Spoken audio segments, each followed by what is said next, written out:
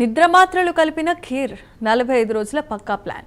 భర్త శవాన్ని బాత్రూంలో పూజ చేసి పైన ఫ్లోరింగ్ వేసి అదే బాత్రూంలో స్నానం చేసిన ఒక భార్య. ఇది కేవలం ఒక హత్య అయితే కాదు, వెనుక ఏదో ఒక పెద్ద కథ ఉంది. పక్కా ప్రణాళికతో భర్తను చంపేసింది భార్య రూబీ. ఇది కేవలం ఆవేశంలో జరిగిన హత్యే అంటారా, లేక దీని వెనుక ఇంకేదైనా పెద్ద కుట్ర దాగుందా?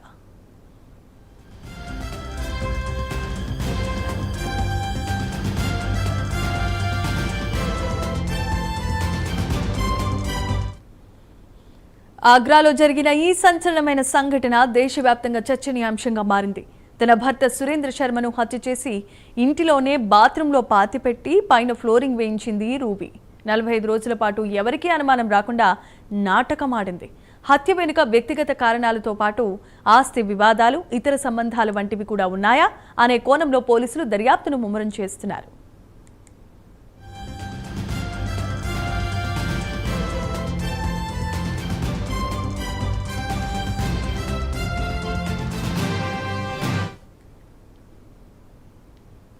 ఇంత చేసి తన భర్త కనిపించడం లేదంటూ స్వయంగా ఫిర్యాదు చేసింది భార్య రూబీ. పోలీసులతో కలిసి గాలింపుల్లో కూడా పాల్గొంది. ఇంత పగడ్బందీగా నాటకం ఆడేంత ధైర్యం ఆమెకు అసలు ఎలా వచ్చింది? దీని వెనుక ఎవరి మద్దతైనా ఉందా? సురేంద్ర శర్మ అదృశ్యంపై మే 26న రూబీనే స్వయంగా పోలీసులకు ఫిర్యాదు చేసింది. తన భర్త ఎక్కడికో వెళ్ళిపోయాడని, అత్తాపిల్లలను కూడా ఇంటి నుంచి పంపించేసింది. ఈ మొత్తం వ్యవహారం వెనుక రూబీకి ఎవరైనా సహకరించారా, లేక ఆమె ఒక్కతే ఈ ప్రణాళికను అమలు చేసిందా అనేదే ఒక డౌట్. పోలీసులు ఆమె కాల్ డేటా, ఇతర వివరాలు పరిశీలిస్తున్నారు. ఈ కేసులో హత్య జరిగిన తీరు, శవాన్ని దాచిన విధానం చూస్తూ ఉంటే రూబీకి చట్టాలపై అవగాహన ఉన్న వ్యక్తులే సలహాలు లభించి ఉండవచ్చా? భారతీయ న్యాయ సంహిత ప్రకారం ఇలాంటి నేరాలకు ఎలాంటి శిక్షలు ఉంటాయి? కొన్ని వర్గాలు సందేహాలు వ్యక్తం చేస్తున్నాయి. భారతీయ న్యాయ సంహిత సెక్షన్ 103 ప్రకారం హత్యకు సాక్ష్యాలను నాశనం చేయటానికి తీవ్రమైన శిక్షలే ఉంటాయి. రూబీ కేవలం నిద్రమాత్రలు కలిపి చంపడమే కాదు, శవాన్ని పాతిపెట్టి పైన ఫ్లోరింగ్ వేయించి 45 రోజుల పాటు పోలీసులను తప్పుదోవ పట్టించింది అనేది నేరాన్ని కప్పిపుచ్చేందుకు ఆమె చేసిన స్పష్టమైన ప్రణాళికగా తెలుస్తోంది. ఈ ప్లానింగ్ వెనుక చట్టపరమైన మెళకువలు తెలిసిన వారున్నారా అనే కోణంలో కూడా పోలీసుల దర్యాప్తును ముమ్మరం చేశారు.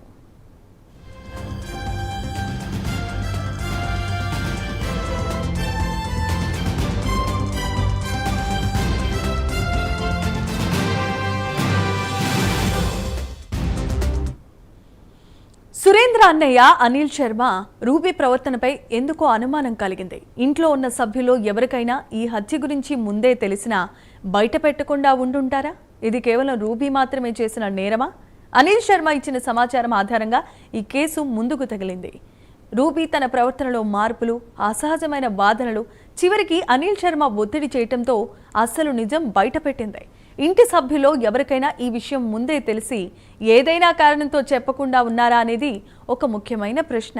పోలీసుల దర్యాప్తు దాదాపు 45 రోజుల పాటు కొనసాగింది. ఇంతకాలం పాటు రూబీ పోలీసులను ఎలా తప్పుదోవ పట్టించగలిగింది? దర్యాప్తులో ఏదైనా అలసత్వం జరిగిందా, లేక ఈ విషయంలో ఏదైనా అదృశ్య శక్తి రూబీకి అండగా నిలిచిందా? రూబీ పోలీసులతో కలిసి భర్త కోసం గాలించిన సందర్భాలు అనేకమే ఉన్నాయి. ఆమె రోధించడం, అమాయకురాలుగా నటించడం చూసి మొదట్లో పోలీసులే ఆమెను గుడ్డిగా నమ్మేశారు. అయితే అనిల్ శర్మ అనుమానాలు వ్యక్తం చేయడంతో దర్యాప్తు కొంత మలుపు తిరిగింది. దర్యాప్తు ప్రారంభ దశలో ఏదైనా ఒత్తిడుందా, లేక కేసును పక్కదారి పట్టించడానికి ప్రయత్నాలు జరిగాయా?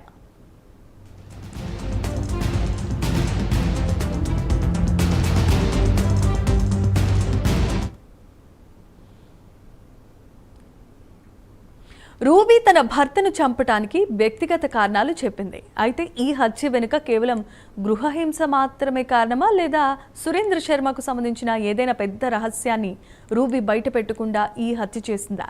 రూబీ తన భర్త సురేంద్ర శర్మ మద్యం తాగి కొట్టేవాడని, అందుకే హత్య చేశానని పోలీసులకు చెబుతోంది. అయితే ఇంతటి పగడ్బందీ ప్రణాళిక, శవాన్ని దాచిన తీరు చూస్తూ ఉంటే కేవలం గృహహింస మాత్రమే కారణం కాకపోవచ్చనే అభిప్రాయాలు సర్వత్రా వ్యక్తమవుతున్నాయి.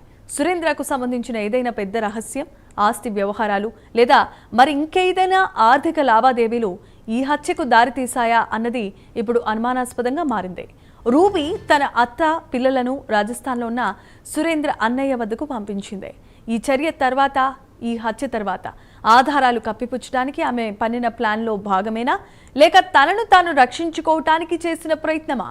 అత్తకు కంటి చూపు తక్కువగా ఉండటం, పిల్లలు చిన్నవారు కావడంతో వారిని పక్కకు పంపించేసి రూబీ ఒంటరిగా ఈ పనిని పూర్తి చేసింది. ఇది హత్య ప్రణాళికలో భాగమే అని స్పష్టంగా కనిపిస్తోంది. పిల్లలు, అత్త ఇంట్లో ఉంటే శవాన్ని దాచడం కష్టమయ్యేది. అందుకే వారిని వ్యూహాత్మకంగా పంపించేసింది.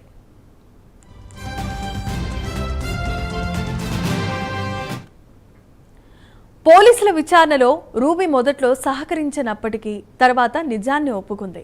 ఆమెపై ఒత్తిడి పెరిగిన తర్వాతే ఆ నిజాన్ని బయటపెట్టిందా, లేక ఆమెకు చట్టపరమైన సహాయం అందించిన వ్యక్తులు ఆమెను సలహా ఇచ్చుంటారా?